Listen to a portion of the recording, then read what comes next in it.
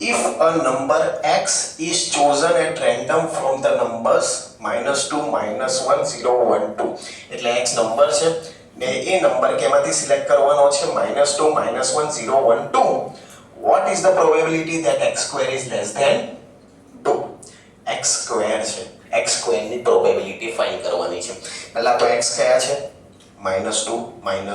0 1 2 બરાબર ને એટલે ટોટલ આઉટકમ કેટલા થયા 1 2 3 4 5 સ્ક્વેર કરવાનું કહે છે તો આપણે સ્ક્વેર કરી દઈએ બધાને સ્ક્વેર કરો -2 નું સ્ક્વેર શું થાય 4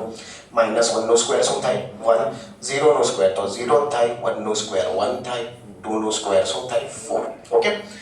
આપણે શું જોઈએ છે x સ્ક્વેર લેસ ધેન 2 એટલે આપણું x સ્ક્વેર લેસ ધેન 2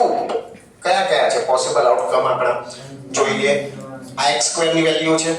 આ 4 2 થી ઓછું છે નો 1 2 થી ઓછું છે 0 2 થી ઓછું છે 1 2 થી ઓછું છે 4 2 થી ઓછું નથી એટલે આપણા પોસિબલ આઉટકમ કેટલા છે 3 अपॉन टोटल आउटकम કેટલા છે 5 એટલે યોર આન્સર ઇઝ 3/5 ક્લિયર